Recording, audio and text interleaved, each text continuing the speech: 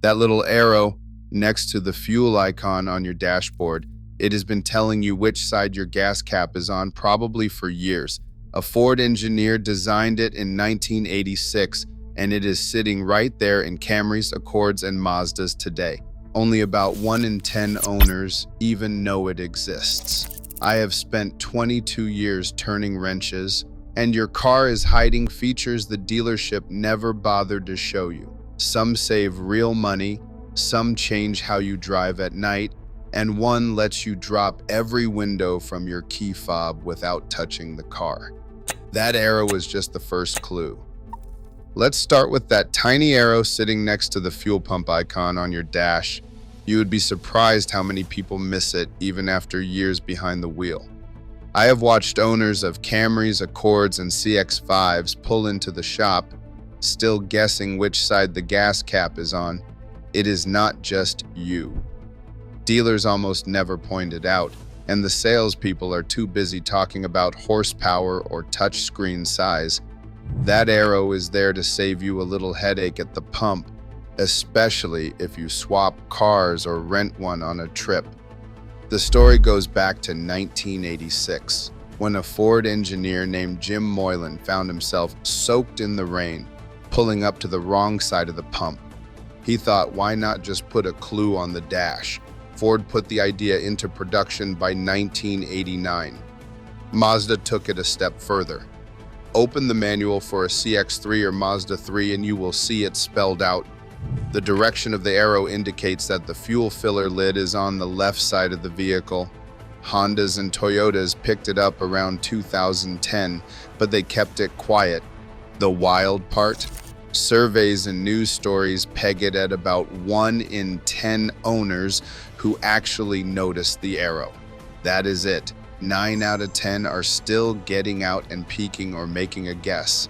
It is such a simple fix to a daily hassle, but it only works if you know it is there. Next time you are driving, just glance down. If the arrow points right, the cap is on the right. If it points left, it is on the left. No more U-turns at the gas station. No more stretching the hose. It is a small thing, but when you are juggling groceries or running late, it feels like you have a secret shortcut nobody ever told you about. The stalks on your steering column are hiding more than just the usual signals. Take the one-touch lane change feature, for example. On many recent Toyotas, Hondas, and Mazdas, think Corolla, Accord, CR-V, or Mazda 3. A gentle tap on the turn signal stalk, not a full click, triggers 3 quick blinks. That's it. No need to hold the stalk through the whole lane change or worry about it sticking halfway. It is built for those moments when you just want to nudge over or merge, but do not want to fuss with the full signal. Most owners never notice it because nobody points it out. You use the stalk the same way for years, thinking it is either full on or nothing, but that light tap is there to make life smoother, especially in city traffic or on a crowded highway. Next, there is a trick with the rear wiper that catches even seasoned drivers off guard. On certain trims like the CR-V XL, Corolla hatchback, or Mazda 3, if you have your front wipers running and shift into reverse, the rear wiper will sweep automatically. No extra button, no menu diving. The car figures, if it is raining and you are backing up, you probably want a clear view out back. It is a small thing, but the first time it wipes away the rain, just as you are lining up a tricky reverse park, you realize how much thought went into the design. Again, this is not every single model or trim, so it pays to check your own car's manual or just give it a try next time you are in the rain. Both of these features are about saving you that little bit of hassle, one less thing to fumble with when your hands are full or your mind is on the road ahead. They do not show up in the sales pitch, and most folks never hear about them from the dealer. But once you know, you start to expect these shortcuts. It is part of the hidden language of your car, built by engineers who know what actually makes a drive easier. That is what makes discovering these tricks feel like you are finally in on something the brochures left out. Automatic headlights on recent Toyota, Honda, and Mazda models quietly handle a task most drivers barely notice. On many RAV4s, Accords, and CX-5s, the headlight stock includes an auto setting. Once engaged, sensors monitor for dust, tunnels, or rain, switching the lights on and off without a second thought. The system's value becomes clear after a long shift or late drive home. No more worrying about forgetting to turn on the lights or draining the battery overnight. This feature isn't universal. Some trims leave it out, but for those that have it, the relief is immediate and lasting. The flash to pass function is another subtle tool. Instead of toggling the high beams fully, a brief pull on the stalk sends a quick flash forward. It's a signal, not a glare, just enough to catch the attention of the car ahead. Toyota manuals for the RAV4 and Camry document this, and it's present in most Mazdas and Hondas, though not always spelled out. The gesture becomes instinctive, a small courtesy that keeps traffic flowing and tempers cool. Certain trims offer auto high beam assist, a feature that takes the burden off the driver on dark stretches. With headlights set to auto and a press of the headlamp button, a green A or HBC appears on the dash. A forward-facing camera scans for taillights or oncoming vehicles, adjusting the beams as needed. This option, often bundled with advanced safety packages or reserved for higher trims, means less fiddling and fewer missed cues. Fatigue drops, and the risk of dazzling another driver fades. These lighting features work in silence, easing the mental load of night driving. They don't draw attention, but their impact is felt every time a tired driver makes it home with fewer worries and a bit more energy left at the end of the day. Locks aren't just about keeping the outside world at bay. They're about setting the rules inside your own car. Take the rear child lock, for example. On most newer Toyotas, Hondas, and Mazdas, there is a small switch right on the edge of the back doors. Flip it with your key, and suddenly, no one in the back seat can open that door from the inside. Not a curious grandkid, not a distracted adult. The outside handle still works, but the cabin becomes a little fortress. It's the kind of detail you only notice when it saves the day, like when a toddler's hand finds the latch at a stoplight, or a family member tries to hop out before you're ready. Most owners drive for years before realizing that switch even exists because it's never part of the sales pitch. Then there's valet protection, a feature that feels like it was made for anyone who's ever handed over their keys and worried even just a little about what is left in the car.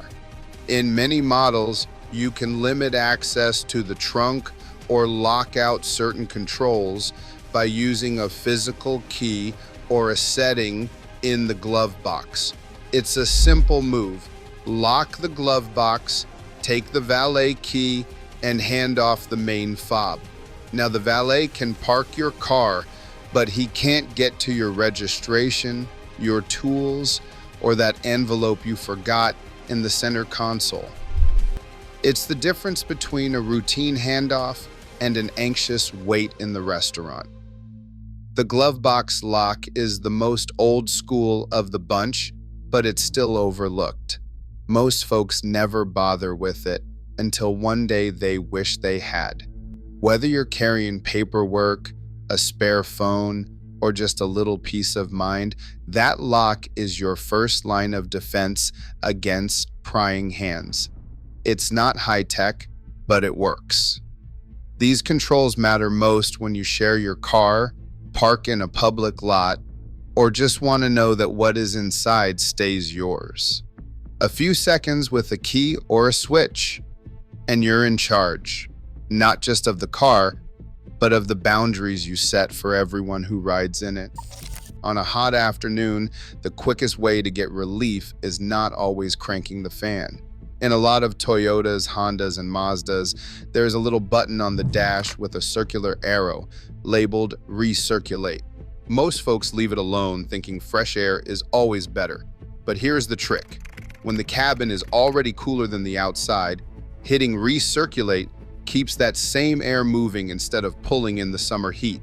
The air gets cold faster, and the air conditioning does not have to work as hard. You might notice a slight bump in efficiency, but the real win is comfort.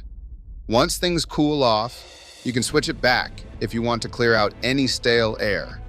Not flashy, but after a long shift, it is the difference between sweating at every stoplight and actually enjoying the ride home. Then there is the drive mode selector, sometimes labeled Eco, Sport, or even Snow. These are not just for the top trims. On a Corolla or CR-V, Eco mode dials back the throttle and softens the way the transmission shifts. The car feels a little less eager, but you will see the fuel gauge drop more slowly, especially in stop-and-go traffic. It is made for those long commutes where every bit of mileage counts. Sport mode, on the other hand, wakes things up. Tap that button and the throttle sharpens, the steering might feel tighter, and the car holds gears longer. It is not about racing. It is about making the car respond right now, which can make merging or passing less stressful. Some Mazdas and higher trim Toyotas add a winter or snow mode. This one is for those mornings when the driveway is slick and the streets have not been salted yet. The system tames the throttle and starts you in a higher gear, so the tires are less likely to spin. You do not have to be an expert, just press the button before you pull out, and the car does the rest. Most owners spend years leaving these settings alone, missing out on small gains in comfort and control. The buttons are right there, but nobody at the dealership takes the time to walk you through what they do. Once you know, you start to see the car as something you can shape to fit your day, not just a machine you endure. It is a quiet kind of power built in from the start, just waiting to be used. Open the cargo area of a Toyota Sienna, Honda Odyssey, or Mazda CX-5, and a set of small details comes into focus. Features designed to make everyday life easier, yet so subtle, they often go unnoticed. Tucked beneath floor panels or hidden behind folding doors, steel hooks and bag points wait quietly for years before most owners discover them. In the 2023 Sienna, 2 metal anchors are molded into the cargo floor, visible only if the rear seats are folded or the panel is lifted. Honda's Odyssey and Ridgeline conceal their hooks behind removable doors, while Mazda's CX-9 and CX-50 recess them deep in the floor. These hooks aren't decorative. They're meant to hold grocery bags upright, secure toolboxes, or tie down a stroller, keeping loose items from sliding or spilling during a quick stop. The first time a bag of oranges stays put or a toolbox doesn't rattle across the trunk, the value of these hidden anchors becomes clear. Beneath the main cargo area, underfloor storage turns overlooked space into practical utility. Many minivans and crossovers offer a shallow compartment below the trunk, not just for the spare tire, but for jumper cables, first aid kits, or muddy shoes, items that need to be close but out of sight. This simple compartment changes the way errands are managed, freeing up the main trunk and keeping the cabin tidy. The car shifts from being just a container to a tool that adapts to the owner's needs. Routine maintenance brings its own small victories. The maintenance-required light, that familiar orange wrench, can be reset by the owner on most Toyotas, Hondas, and Mazdas built in the last decade. Holding the odometer button on a Camry, pressing the SCL reset button on a CR-V, or tapping through Mazda's infotainment menu clears the reminder without a dealer visit. These features, hidden hooks, underfloor storage, and simple maintenance resets quietly return control to the owner, making the car feel more useful and the weekly routine a little less dependent on outside help. Power windows with auto up and auto down are one of those things you barely notice until they stop working. I can't count how many times someone's come into the shop after a battery swap or jump, convinced the switch or the motor is toast. They press the button, the window creeps up or down, but that smooth one-touch magic is gone. Most people never hear that it's not a failure. It's just the car forgetting where the glass is supposed to stop. Here's what's really happening. When you disconnect the battery, the control module that runs the windows loses its memory of the top and bottom stops. The auto function depends on knowing exactly where closed and open live. Without that, the system plays it safe and drops back to manual mode. On a lot of Toyotas, Hondas, and Mazdas, the fix is simple enough that you don't need a shop. Turn the ignition on, lower the window all the way, and hold the switch down for a few seconds. Then send it up to the top and hold again. That's it. Sometimes you'll need to repeat for each door, but the principle holds. Teach the car where the endpoints are, and the feature comes back. It's a small trick, but it means you can skip the wait at the service desk and the bill for something that isn't broken. The car just needs a little reminder, not a new part, not a trip to the dealer. You get your one-touch windows back and you walk away knowing a secret most owners never even hear about. Here's one that still surprises folks, even the ones who think they know every trick in the book.